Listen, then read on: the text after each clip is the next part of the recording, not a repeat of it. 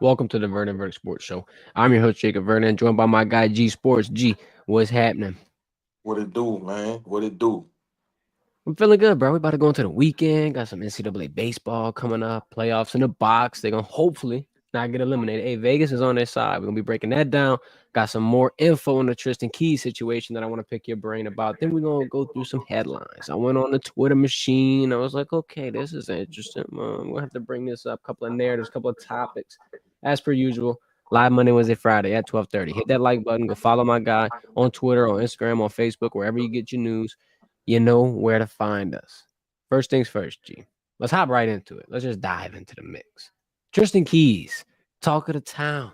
You got a new NIL deal. You got Adidas trying to jump into the mix, and a lot of people are thinking the writing's on the wall for a decommitment, right? I mean, look, if you want to really peel back the layers, LSU's a Nike school. Some people might not think that that's a big deal, G, but here's what I'm going to propose to you, at least from an idea standpoint. My first little gut feeling was like, all right, he went to the Miami visit. They signed an apparel deal with Adidas.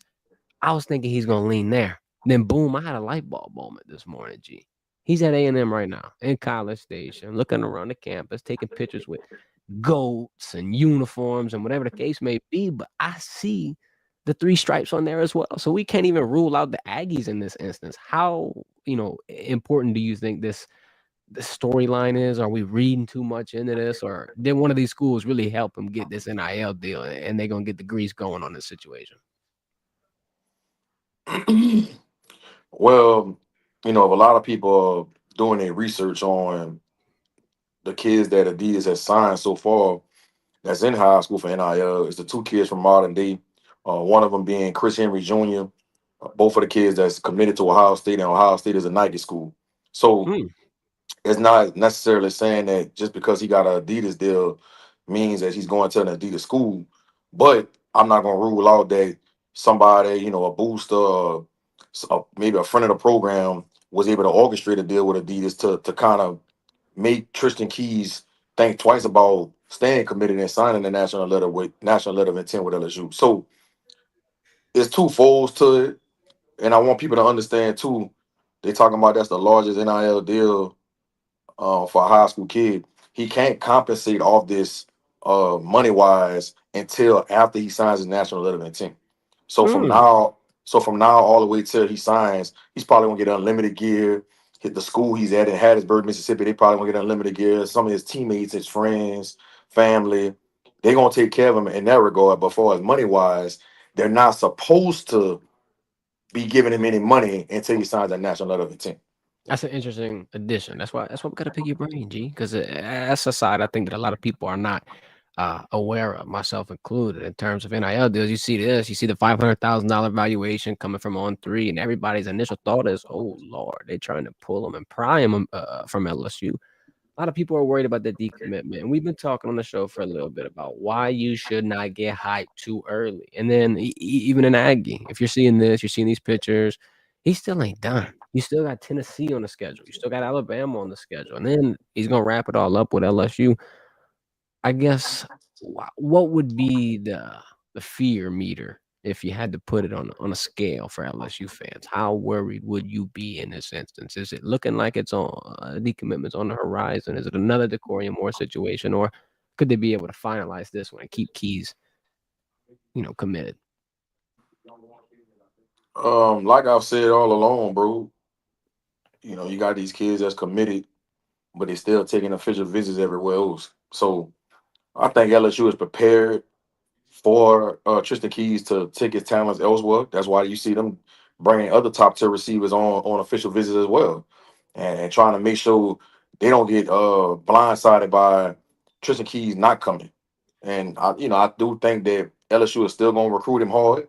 I think that Cortez Hankton and Frank Wilson and those guys are going to make sure they do everything they can to make sure he does sign a national letter of intent. But it all comes down to one simple thing. And I feel like I'm beating a dead horse, and I feel like I'm sounding redundant saying this over and over on these segments. It's gonna come down to, man, who got that blank check, bro. Who can give him the most lucrative deal, and that's just what that comes down to.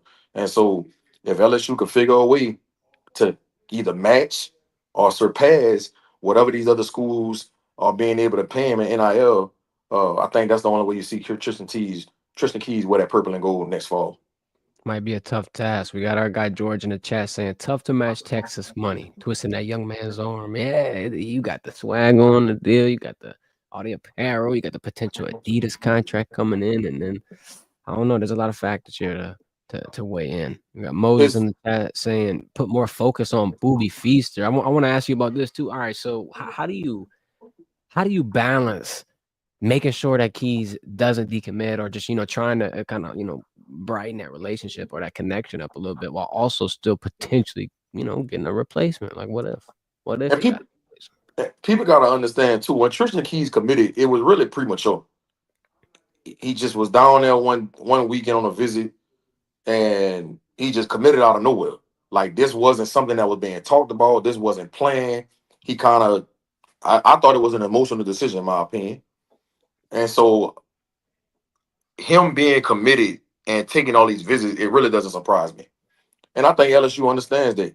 But who's going to tell the number one player or the number one receiver in the country that he can't commit? Right. But I think Coach Kelly and the rest of that staff knew that was really premature when he did that. I think Booby Feaster is somebody that they'll have a chance to get for sure. Like I talked about, might have been 3 or 4 episodes ago. He has ties to Louisiana. He has family from Louisiana. He's been having a Mhm. relationship with that staff since he was in the 8th grade. I talked about it on one of our episodes, bro. Where he got offered by Cortez Hankton in the 8th grade. You know what I'm saying? So if they lost Tristan Keys, I'm gonna tell you something. Booby Feaster, in my opinion, is in the same stratosphere as Tristan Keys. I don't get caught up with Tristan Keys, the number one receiver in the country. I think Booby Feaster is one. He's Tristan Keys might be 1A. Booby Feaster might be 1B. That's just my opinion about it. And if you don't believe me, go watch the film. Always a plan B, G. Plan Booby on the way. You never know. Moses in the chat talking about the DK Moore tactics and commit to the dream. I'm bid over you. Use a little bit of leverage. Look, there's a lot of leverage tactics here in terms of recruit. You never know. It's going to be interesting. We're going to be breaking it down as the news runs in, as per usual. Let's move on to what's happening this weekend for LSU. NCAA baseball, thankfully, because G on Monday night, it ain't look like it was gonna happen. They thrashed, they clawed, they fight, they rallied. You What do you got got? you got emotional. I You got did. emotional. Hey, I shouted you out on Wednesday. I said me and G texting back and forth. What you said? More baseball left. More I told you baseball that left. there's a lot of big. I was concerned coming into that game, but you got a little emotional right there in the second inning. I said, relax. A lot of Ethan baseball Frey. left to be played. I love to watch the 4-for-4. Put on 4 ribbies, I believe. Bear Jones came out of hibernation in the ninth to add some insurance with the 2 run shot. It And ain't over and he, till it's and he over. was somebody. He was somebody. What I said, I challenged him the last episode we talked about it because remember the game prior to that they walked somebody to get the Jones. Yep. And Put him I on the thought plate. that I thought that played with his psyche. I thought that was gonna play with his mind, and that was gonna mess his confidence up going forward in this postseason. Well, man, did he show up in a big way? Shout out Bear Jones because that was a big moment, big prime time moment. And now LSU is being talked about as one of the favorites. Matter of fact, the favorite to win the College World Series. I G, if don't you look agree at with that. Vegas, I don't if agree you with look at that. Vegas, it says plus 310. The next two teams, Arkansas plus 370, Tennessee plus 650. I feel like that it is an interesting situation to watch them almost struggle against Little Rock and then boom, not at number one. I don't know if it's a model. I don't know who's picking it, but it's there. What was their record against Tennessee this year? Didn't they split? Let's see. If I'm not mistaken. Let's check her out. I think Tennessee is better than LSU. LSU won the series 2-1. Season opener, Oh, okay. LSU went 6-3, lost the second game 9-3, and then they won the finale 12-2. Shout out. Yeah, but I think the one 12-2, that was the end of the season. Yeah. And then against Arkansas, they split the games. So it was LSU August. won the first, Okay, then they it was lost the August on second. split. Yeah. I think the game when they beat Tennessee 12-2 at the end of the season, I want to say, don't quote me on this. The people that's viewing in, I want to say Tennessee set some of their best players in that game. Don't quote me on that though, if I'm not mistaken. And I feel like there's another side to this, G, that I'm interested in, and I want to pick your brain on this as well. So if you look at the format, the bracket, the way the supers are going to go down, you got Arkansas and Tennessee slugging it out. The number 2 and number 3 most favorite teams are going to fight to get past the Supers, get into Omaha, into the College World Series, and LSU will potentially have to meet one of them. They're going to play the winner.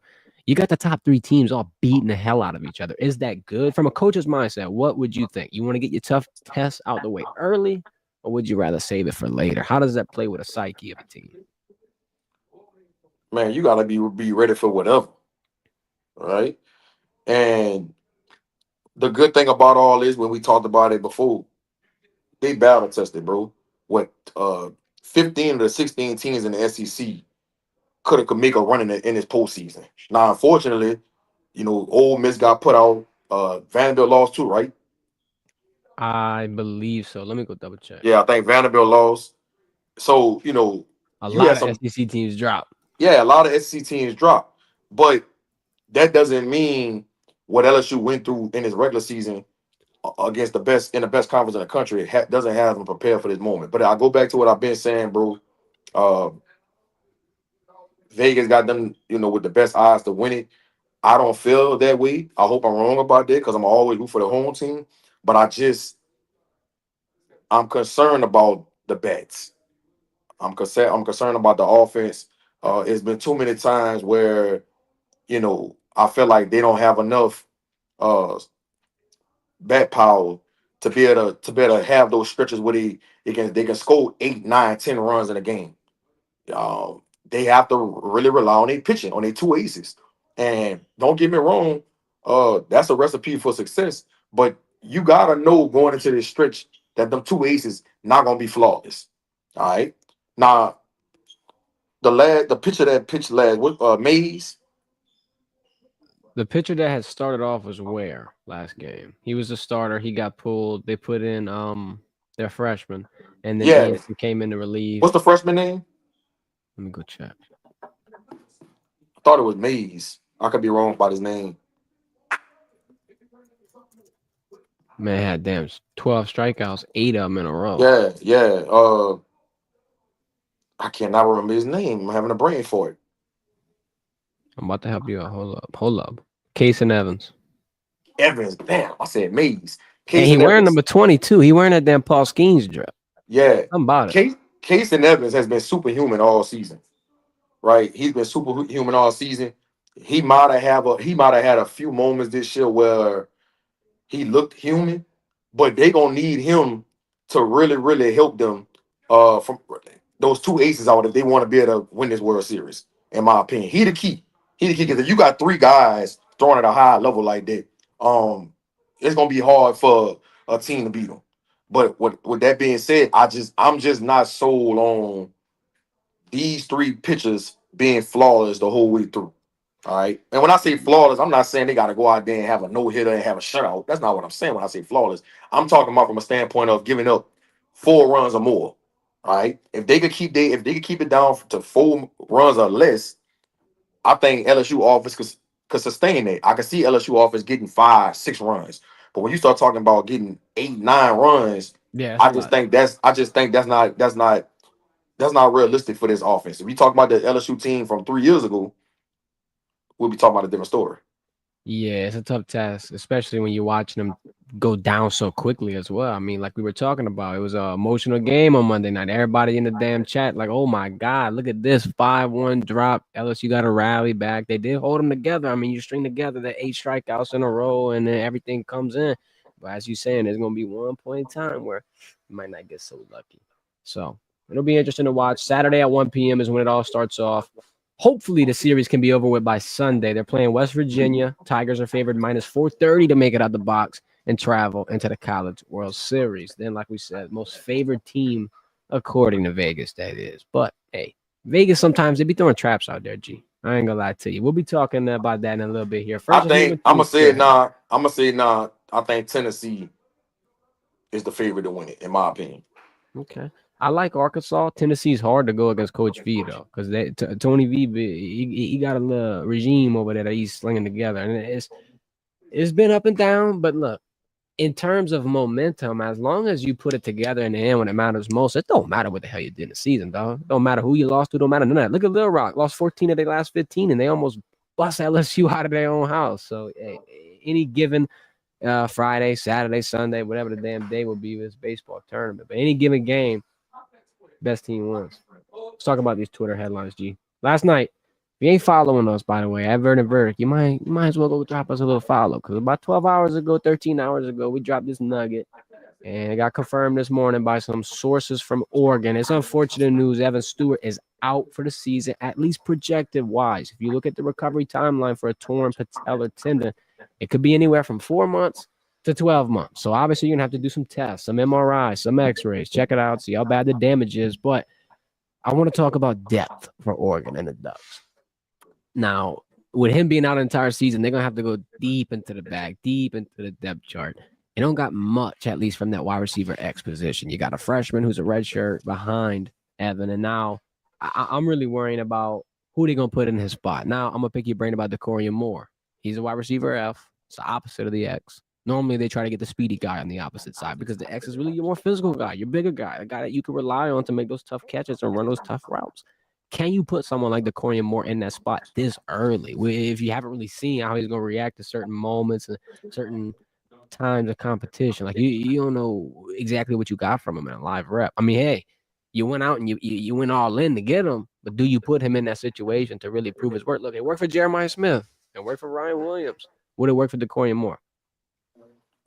Jeremiah Smith is a little bit more physically imposing than the Corin Moore. The Corin Moore is about 5'10" and maybe 170 and some change. Uh, I think he could play all over the field. I think he's that good. Will Oregon use him like that? We'll see. I think Dan Lanning does a great job of getting his receivers open and being able to spread the ball around to different people. I think even if Evan Stewart wasn't hurt for the season, Decorum Moore is going to start. There's no way with the talent that he has and how polished he is as a raw runner and how mature he is. I would have been shocked that he wouldn't have started anyway with Evan Stewart still in the lineup. So with Evan Stewart not being in the lineup for the rest of the season, that I think that puts more of a I don't want to say pressure, but I think you see the Moore play take on a bigger role this year. And I think you could see this kid be, one of the best freshmen in the country and have a Jeremiah Smith like freshman year. And I think you're going to need it, especially because Oregon's going to be in a big conference, a lot of competition. They're going to try to push for a playoff run. A lot of creativity going to be needed here. And look, this is what football is all about, right? G, it's not always going to go exactly how you planned it. It's not going to be perfect. You're going to have the next man up mentality, and some shit happens. You know what I mean? This is going to be one of those unfortunate stories. Obviously, prayers up. Hopefully, he gets a speedy recovery. Evan Stewart's a baller. I think he's got a bright future ahead. Hope this doesn't. Super talented. What? Talk about. Let's move on to another Twitter headline I found interesting. Cade Klubnik in the film room, looking at a couple of quarterbacks, Joe Burrow, Bailey Zapp. But I find the irony here in this instance. You're playing LSU week 1. Everybody knows what the standard is for the quarterback play, at least in recent memory. If you look at the last couple of guys, I ain't saying they're the top 2. I'm just saying there's some of the top 2. You got Joe Burrow, you got Jaden Daniels. It's interesting to watch LSU shift from, a school that really was focused on defensive back talent, maybe even defensive line talent, obviously wide receiver talent, but a quarterback talent. You pulling up the film room on number 9, and you got people almost modeling their game after them. I'm gonna make a comment about Cade Klubnik once again. I just want to really double down on this. G, I ain't gonna lie to you. I think he's QB1. I think he's going to be able to show it this season. I think this is a big part of it too, right? I like the focus. I like the lack of complacency, right? I think that a lot of people in this instance could be like, you know what? I got it. It's good. I'm going to have a good season. It's whatever. This dude's taking initiative. It reminds me of a Jaden Daniels, to bring it back to an LSU comparison. He locked in, put the virtual reality headset on, and turned up. Got the Heisman, went to New York, and I think Cade Klubnik can do the same damn thing. It might be a little bit of trouble for LSU in week 1, but it's also a good test for that defense early on. What's your reaction to this and the claim I made about a potential breakout year for Cade? It's a copycat league. I like him watching the film on Joe Burrow. They have similarities to each other as far as that moxiness, the mobility, the stature, the measurables. Cade Klubnik is going to be one of the best quarterbacks in the country next year. That week 1 matchup against LSU is going to be all eyes on him, right? You're going to have a lot of NFL scouts in the building. Labor Day weekend, that's going to be the only game on TV. So that's going to be his opportunity to prove to the country and to these NFL teams that he could be a potential number 1 pick. And I think Cleve Klubnik has all the weapons around him, the offensive line, the running game, the experience to be able to put that on display. Yeah, I agree. I think that you're talking about the scouts, you're talking about the focus. What better test in week one to have LSU, Garrett Nussmeier, another one of the potential QB1 prospects here. You're going to duel it out with them. Just old fashioned style. Whose offense is better? Who's going to put together the best, performance on tape in front of everybody? It'll be interesting. We'll be there to break it down, of course. I'm thinking K Clemens putting together something special. I don't know. It'll be interesting to see. Another headline, last headline of our top three headlines of the week. Longest active playoff droughts. G, I see a trend in this one. You got 6 teams. 3 of them come from the NFC South. Atlanta Falcons, 7-season playoff drought. Carolina Panthers, 7 seasons as well. New Orleans Saints, only 4 seasons, but it might grow this year to 5. Got 3 other teams on there as well. I think this is interesting for a variety of reasons. One, you can even look at it optimistically. The Saints don't have that much competition around them. They might be able to scratch a claw, develop a little bit, maybe not have as worse of a season as a lot of people are expecting. But the other 3 teams, Bears and Colts, 4 seasons of a playoff drought. The Jets, obviously, with the longest, 14 years. I did a little bit of deep diving, tried to compare it the best way I could. I'm got some interesting timeline events to be able to tell you. So long. It's been a decade and a half, damn near. LeBron James didn't even have a championship ring yet, G. Jaden Daniels was 10 years old. Malik Neighbors was 9 years old. I had to go back and dig deep. Victor Wembanyama was 6 years old, dog. I mean, we talking about kindergarten Wemby. Dude was probably still 6 foot tall, but Kobe Bryant that season won ring number 5. Shaq was still in the league. The Saints were fresh off of a Super Bowl win. Like, gee, we talking about way back. I mean, I want to ask you this, and I think it's a pretty obvious question, but who do you think ends this drought first? My pick, I'm going to go with either the Bears or the Falcons. I'm going to slide on the Falcons, though. I like the defensive talent. They obviously are building a little bit toward the future, but who's your pick? I'm gonna go with the Falcons just because they're in an easier division. The Bears have a really, really good roster, but they just in such a tough division with the Vikings, the Lions.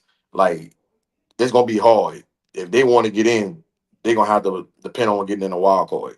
And the NFC kind of loaded, but I think the Falcons is the best team in the division. I know Tampa has probably been the most consistent over the last couple of years, but I like what Raheem Moore is trying to do. I like the way he drafted. Even got James Pierce from Tennessee. Even got the linebacker from Alabama. No, from Georgia, Walker. So then they was already good on defense with AJ Terrell and them boys. They gonna be really, really good offensively. Drake London coming back. They got a lot of different weapons on their offensive side of the ball. So Kyle I could see Pitts? Kyle Pitts, and hopefully Kyle Pitts could take another step. We all know the talent that he had, but for some reason, since he's been in the league, especially with the Falcons, he has not played up to his capabilities. And I'm thinking that what's the quarterback that they drafted last year that's going to be the starter this year? Michael Penix Michael Jr. Penix Jr. That's why they got rid of Kirk Cousins. They believe in Michael Penix Jr. I believe in Michael Penix Jr. I think that year sitting behind Kirk Cousins, watching him how he moves around like a pro and prepares every week. I think that was really good for Michael Penix. And we got to forget, Michael Penix is not a 21, 22-year-old quarterback. I want to say what he's 25, 26. Yeah, I think he had like about 5 years of experience in college, but Yeah, still, I mean, yeah. young, Yeah. a lot of But I'm prime. saying he's mature. He's Yeah, mature. right. So I don't think it's It's a gonna be good balance. yeah, I don't think it's gonna be overwhelming for him to come in as a first year starter with the Falcons. So I think the Falcons should win this division easily, in my opinion. The only team in their way is the Bucks. That's the only team. I don't I think think anybody else is in their way. I think the Bucks are going to be solid. Hmm. Uh, I just feel like the Falcons, what they did in the draft and what they got coming back. I just feel like and with the quarterback position, Michael Penix, him adding that mobility aspect to their offense, being able to move around in the pocket and them being able to add that zone read element to it, which they couldn't do with Kirk Cousins. I just think the Falcons gonna be the one team to win that division. They're gonna end that full year drought of not going to the playoffs. Yeah, I agree. I think it's going to be an interesting season to watch. You can really see the confidence level rising. I mean, bro, if you're paying Kirk Cousins that much money, you go in and cut him, cut ties with him, cut him loose, get the new guy out there. You already put him out there on the field in year one. Got Yep. a lot of expectations for him. Let's move into this NBA Finals. What the hell? What the hell? What the come on, bro. Halliburton does it all. Gee, I ain't gonna lie. You want to talk about emotions on Monday? I had emotions last night. They were down 10 with 3 minutes left. I ain't think it was happening. I didn't think it was possible. I looked over at my buddy Ben. I was like, man, look, this shit over with. I don't even know why we watching it. I was wrong. Dead wrong. Matter of fact. Since 1971, G, here's the stat of the week. I always like to dive deep, give you a little bit of an extra context. Since 1971, teams were 0 and 182 in the NBA Finals, went down 9 points in the final 3 minutes. Not anymore. Not anymore. You got to add a one to that win column. He's insane. Future of the NBA is bright. Okay, you got Shea on the other side dropping 40 plus. You got Tyrese Haliburton putting a damn team on his back. But look, I want to give credit to a couple of other people. Because Hallie had a rough first half. 6 points, 3 turnovers. Reggie Miller said he putting up a damn tour date. I thought that was hilarious. That matchup versus Dort going to be very interesting to keep watching because that's a big part as to why they were able to kind of harness this for a little bit. But shout out Siakam. Led the Pacers with 19 points. Shout out Obi coming off the bench with 17 points. And then, we were talking about traps. We're talking about Vegas spewing, BS all over the place. Walking into this, they had the Thunder minus 700 and the Pacers plus 500. The Pacers' odds were so deep, G, that if you compare that to other sports, the Panthers, the Jets, and the Titans all had better odds to make the NBA playoffs. I mean, it was that bad. You got two teams left, and you're putting them into that type of stratosphere. I think that was way of an overreach. Now, if you look at the odds, they shook up so bad. The Pacers are plus 265. Vegas realized they're tripping. All it took was one game. And in this one game, I feel like you pretty much set the standard. You stole home court. Now you get to go back, and it's yours now. You split it in Oklahoma City. That's all you had to do to prevent yourself from going down 2-0 into a treacherous hole against a team that's explosive as hell. Now you got the hype. Uncle Mo's on your side. Momentum went over, switch sidelines. He's on your court side. I think that this is not potentially a Pacers like jump into them being the finals favorite, but I mean, look, if you can split this series 2-2 into game 5 and have it be even and turn into a best of 3, Halliburton might put a damn ring on his finger. And I don't think anybody had considered that prior to this. This game 1 flipped everybody on the heads. 9-point dogs. 9-point dogs. Tyrese Haliburton has entered a different stratosphere. Yeah. You know how when you show up to the club, there's the regular line and there's a VIP line. Haliburton ain't got to go in either one of them lines. It might go to the back door. Hey, let me know when you round the back. We're gonna let you come to the back entrance. Usually you gotta have a list of people that you got coming with you. Whoever you got, man, tell them come on. That's the stratosphere he's in, bro. What he's doing in his playoffs, like I said last episode, I'm ready to say he's top 5 player in the league. Oh, I'm agreeing. Like, call me prisoner of the moment. Say what you want. This dude is 5 for 5 on either game-winning shots or shots to tie the game in the postseason. 5 for 5, bro.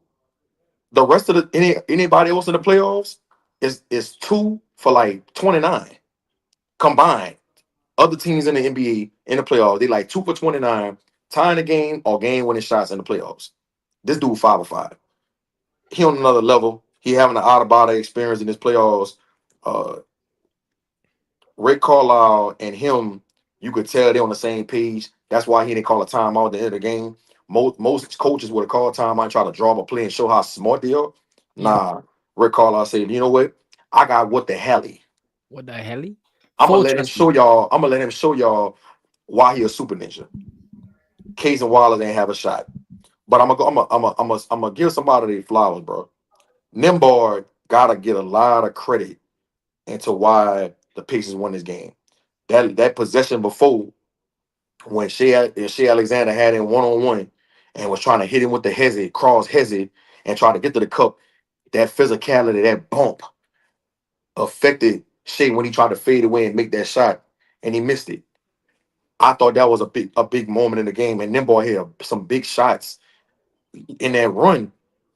Hezzy, crossback, snatchback, shot.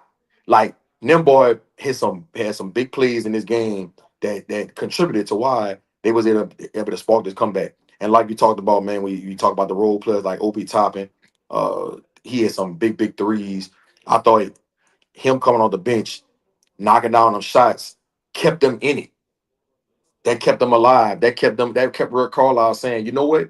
I'm gonna keep my starters out there. I'm gonna keep Halliburton out there and see if we could kind of just keep chipping away. Obi Toppin got to get a lot of credit.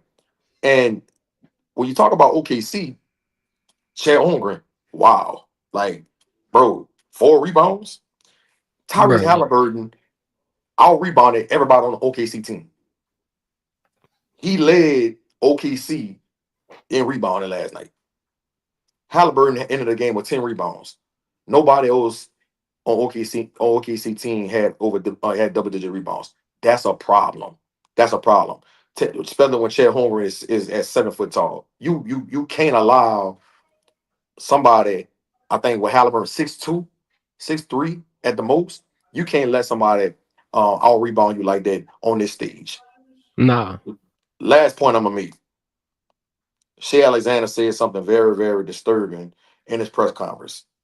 Somebody in the media asked him about, how they feel about giving up a big 20-point lead like that on a home floor.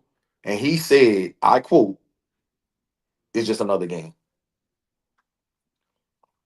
Shea Alexander, What the hell? this is not just another game. Hell no. This ain't the regular season, bro. This Bro, not an what? all-star game, bro. This not an exhibition game, bro. This is the NBA Finals. And they just stole a game from y'all on y'all home floor. Now, Game I don't know. one? I don't know if you saying that to because you didn't know what else to say, but I'm telling you right now, for me, that's concerning because now I'm looking at it like, do you realize the magnitude of this stage? Did you just say the first thing that came to your head? Because this is not just another game, and you could allow Indiana to gain confidence and mess around and steal a second game, and now you got to go back to Indiana. I think Shea said something very, very. I don't want to call it immature, but I'm going to say I don't think he really processed what he was saying when he said it. Because if I'm a fan of OKC, if I'm the owner, if I'm Sam Preston, one of the best general managers in the NBA, if not the best general manager in the NBA, I probably got to have a conversation with Shea. Shea, this is not just another game, and you can't treat it as such. Hell no. I mean, this is a tone setter. And especially when you're going to have home court advantage, fight, claw all season long to get that top seed. Shit, you got the MVP award, dog. Like, you supposed to be the guy. You've been having a hell of a run, too. I mean, I'm not going to discredit anything. 30-point games, 40-point games, killed the Pacers all season, 2-0 on them in their head-to-head matchups. And the Pacers walked in, didn't give a damn. Well, they playing with house money, dog. Like, they relaxed, they chilling, they sitting back not worrying about a thing. You got Tyrese Haliburton, who was calm, cool, and collected in every single moment, whether it be the beginning of the game, end of the game. Look, bro, he was not necessarily in a slump, but like he wasn't able to provide, and he still found a way to get around that, distribute, be an asset on the other side of the court. Says a lot about one side's franchise piece comparatively to another. For all you young hoopers out there that inspire to play college basketball or even try to get to the NBA, Tyrese Halliburton exemplifies what a true hooper is. He only finished the game with 15 points. He wasn't his best all night offensively, far as scoring wise. But this dude impacted the game in so many other ways. Rebounding the basketball. I just told you he had double digit rebounds with 10. He finished with like 6 or 7 assists. He played some great on ball defense. And I think his defense doesn't get talked about enough. I think Halliburton is one of the better on ball defenders, one of the best, has one of the best IQs on the defensive side of the court in the NBA.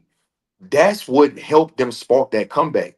And he's very unselfish. He's not always looking to get his shot off. He's looking for he's been a playmaker. That's what I'll call him. He's a playmaker. He's not he's trying to find his teammates and he knows when to pick his spots, when to get his shot off. And that's what makes Tyrese Halliburton so good. He's not a one-trick pony. And I think all you inspiring hoopers need to really pay attention to his game because he impacts it in all facets. By any means necessary, G. 100%. Last thing I want to say before we hop out of here. What the hell is the NBA Finals logo on the court, though? You got YouTube TV all over the place. What a Larry O'Brien. Man, we in the in-season tournament. I see the in-season tournament trophy center court. They changing the colors of the whole court. You got everything. I mean, bro, we got the The same thing. moolah, the moolah, the It's, moolah, the moolah. it's Money sad, talks. dog. Money talks, bullshit walks. It's all about the moolah. If They you need two a gonna pay me, if you two gonna pay me $50 million to put that logo on the court, besides the NBA logo, guess what I'm gonna do? And YouTube TV gonna be on that court. man. Like I miss the old days, bro. You right. Money do talk. It talk a That's lot. all, bro. Sometimes it's the only thing talking in the room, man. I just want to see a little Larry O'Beasy on center court, dog. I got the in-season tournament out there. We got all these fancy courts. Let us design a final score. Come on, like something. Hey, Something. hey, I don't know if the Pigs are gonna pull it off, but let's not forget that was my pick to win the finals. It was. I thought the Thunder was gonna grab it. I was hoping it'd be close. I was thinking if they didn't win one in OKC, it was gonna be over in 5. And I said if they won one, it might go to 7 if they lucky. But I did think Thunder's gonna snag it. There's some time left, but hey, Nostradamus might put a rabbit out the hat. Plus 500, G. I hope you put something down on that. Damn, bro. I'm gonna go to these comments real quick, and then we're gonna end the stream talking about. Oh Lord, we got a lot of them. All right, so Dream Chaser CJ, Miami should stick with Russell. Let us get Keys. Yeah, that'd be a perfect world. That would be a perfect world. And then we got Alexander Taylor in the chat. Miami's all-time leading receiver. Xavier Restrepo just went undrafted. He's talking about the situation, the platform, the branding. LSU receiver wouldn't go undrafted in that situation. That's all I'm gonna say. Too bad these kids and these families these days don't value the grand scheme of things. Mm-mm. That's why they need somebody like G in their corner. Give them a little dime, a little gem here and there. It ain't always about dinero. But hey, I don't blame him. You get That's money all the right now. that's all the comments you got. Yeah, I was looking through a couple of them. We got one right here talking about don't want to see Decorian shine. Fan of his. Oh Lord. Oh wait, no, my bad. Do want to see him shine. Okay, sorry, misunderstood that one. And then got that IJ talking about can't lose if he never added to start with. Whoa, brother, come on now, Who come you on. talking about? Tristan Keys? I think so, but I don't know that one. That's how I feel. It's hard to Dog, say, like, bro. dog, I'm telling you, bro, the dude just committed like out of nowhere. Why he was there? Like, come on, man. This I can't take that commitment serious. That's just me. Writing on the wall a little bit. It'll be interesting to see. Interesting to watch it break down. We're gonna head into the weekend. Keep everything on tap. Got LSU baseball coming in. Gonna be watching all the storylines, all the recruiting visits, all that everything. And we'll be back Monday at 12:30 to break it all down. G, appreciate your time. Everybody, y'all have a good one. Hit that thumbs up on the way out. Don't play. Don't play at all.